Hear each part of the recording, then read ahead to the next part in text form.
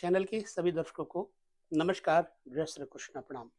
ज्योतिष में सूर्य, चंद्र, मंगल, बुध, बृहस्पति, शुक्र, शनि, राहु, केतु के अपने अलग अलग भूमिकाओं के अनुसार उनके अलग अलग विचार हैं।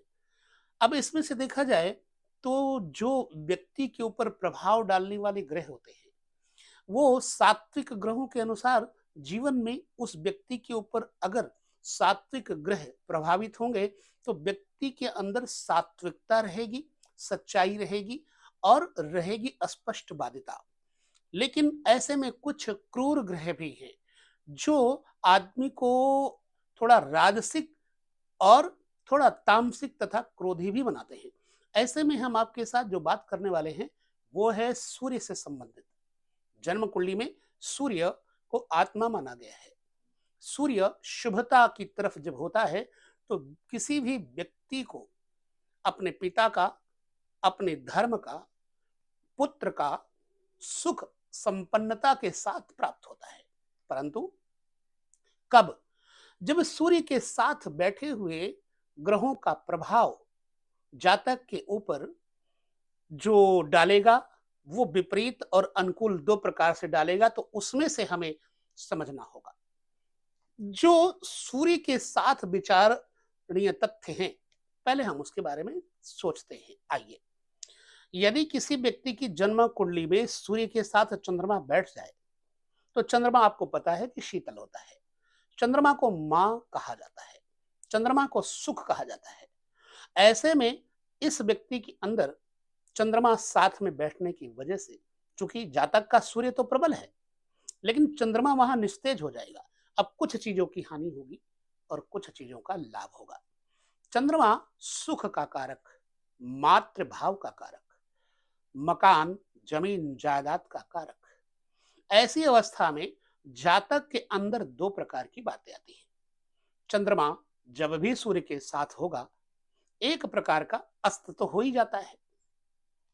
अमावस्या के अंतर्गत चंद्रमा सूर्य के इर्द गिर्द होता है। तो जातक का यदि चंद्रमा सूर्य के साथ बैठेगा तो उसको मातृ सुख की प्राप्ति कम होगी या फिर पिता का सुख कम प्राप्त होगा। दो में से एक का ही सुख मिलेगा।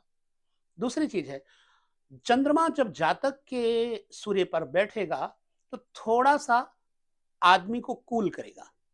हालांकि सूर्य तो उग्र और क्रूर ग्रह भी हैं, गर्मी देने वाले हैं। लिहाजा चंद्रमा वहां आकर के भले ही अपने आप को निस्तेज कर दे, परंतु जातक के अंदर कपट नहीं रहेगा, शांति हो जाएगी उसके ब्रेन में। वहीं पर कुछ चीजों का नुकसान होता है। जैसे ऐसा जातक अपने जन्मभूमि पर कभी नहीं रहेगा।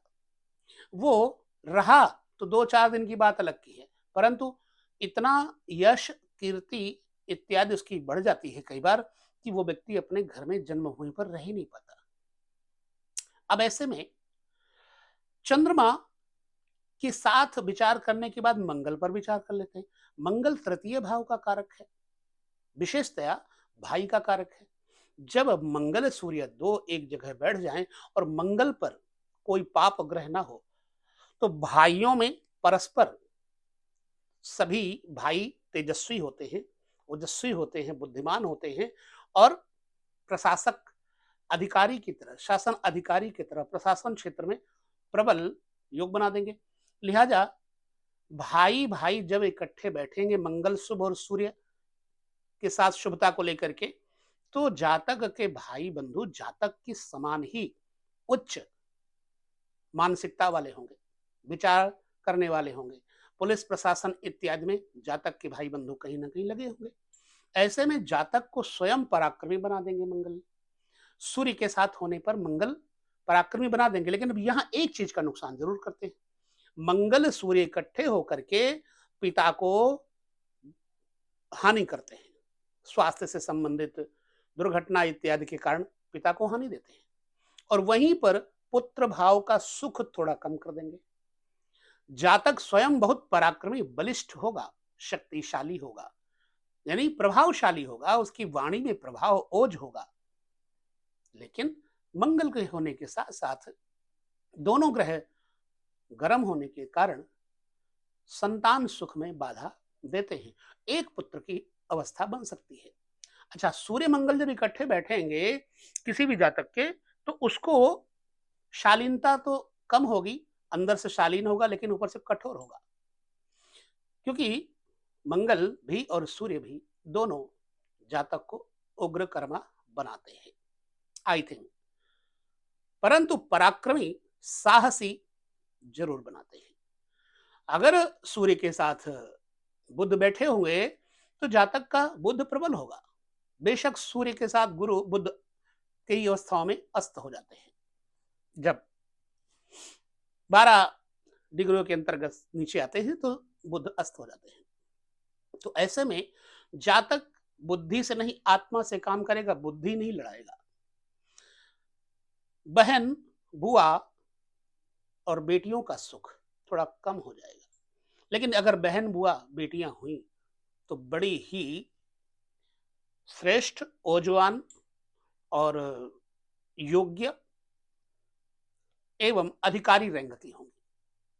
जातक स्वयं बुद्धिमान होगा, स्मृति शक्ति प्रबल होगी, वाक्पटुता प्रबल होगी।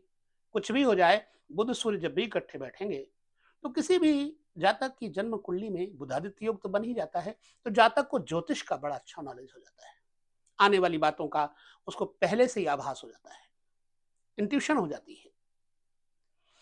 अब हम अगर सूर्य और बृहस्पति को देख लेते हैं, तो सूर्य और बृहस्पति धन, बल, वैभव, पुरुषार्थ, धर्म, निष्ठता इत्यादि तो प्रदान करेगा ही करेगा।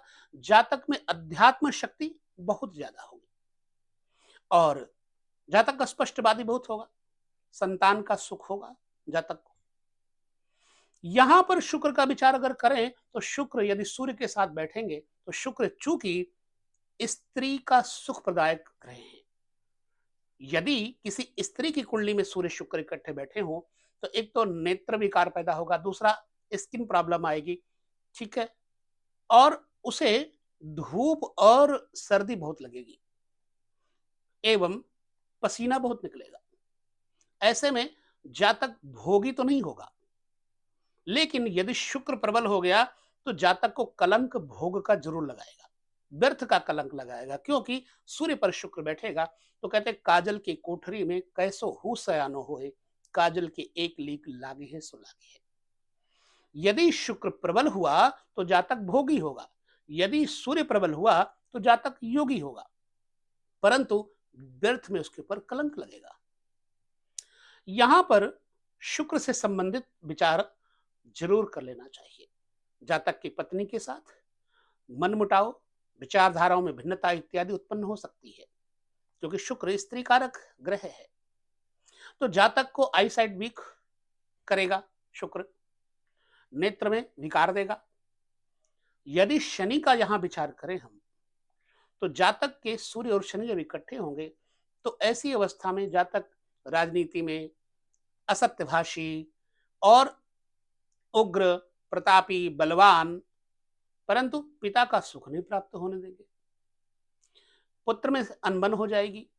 मेरा विचार है वो मैं आपके साथ शेयर कर रहा हूं, जरूरी नहीं कि आपके ऊपर मैं विचार थोपूं। तो शनि अगर सूर्य के साथ होंगे तो ऐसी अवस्था में जातक के शत्रु तो नहीं होंगे, ये तो पक्की बात है। जातक डॉक्टर, इंजीनियर कैटेगरी का, निर्दयी प्रकृति का, बलवान और सत्ता से श्रेष्ठ लाभ भी प्राप्त कर सकता है। तो जातक के अंदर बहुत ज्यादा किसी के प्रति कर्तव्य जरूर होता है पर मोह नहीं होता। यदि राहु बैठे होंगे जातक के सूर्य पर तो जातक के सिर में चोट, जातक को सिर दर्द, नेत्र विकार, उदर विकार यानी पेट में विकार इत्यादि देंगे। पुनः संतान और पिता के सुख में कमी देंगे, कलंक का कारण बनेंगे। यदि सूर्य और राहु इकट्ठे हुए तो कहीं ना कहीं ग्रहण तो लग ही जाता है ना। ऐसी अवस्था में जातक को सदैव सुख सागर, श्रीमद् भागवत पुराण इत्यादि का जो है अनुष्ठान करते रहना चाहिए। इसी प्रकार से यदि केतु होंगे तो हड्डियों में पीड़ा देंगे, पुनः नेत्र विकार देंगे। तो कहने का मेरा अभिप्राय है कि सूर्य आत्मा है, चंद्रमा मन है, मंगल बल है, पराक्रम है, बुध विवेक है, विज्ञान है। बृहस्पति पुनः दया, करुणा और धर्मनिष्ठा का प्रतीक है। शुक्र भोग प्रधान है। शनि कर्म प्रधान और न्याय प्रधान है। ऐसे में जातक को कृषि, गोरक्षा इत्यादि से भी शौक होता है अगर शनि सूर्य इकट्ठे बैठे तो। राहु सूर्य पर बैठेंगे तो ग्रहण योग बना देंगे। केतु भी इसी प्रकार से, लेकिन केतु आदमी को मुक्ति मार्ग में लगाने वाले हो जाते हैं। तो सूर्य पर बैठे हुए इन ग्रहों के अनुसार कितना कुछ जो फलादेश है वो आपकी कुंडली में सटीक बैठता है, कृपया हमें जरूर बताएं। ये मैंने अपने विचार आपको दिए हैं, कोई भी अलग से तथ्य लेकर मैं नहीं आया हूं, और ये विचार मैंने सिर्फ अनुभव के अनुसार आपके साथ बांटे हैं। तो वीडियो में बस इतना ही। अगले वीडियो में हम पुनः चर्चा करेंगे, तब तक लेते हैं विदा। नमस्कार, जय श्री कृष्ण, प्रणाम।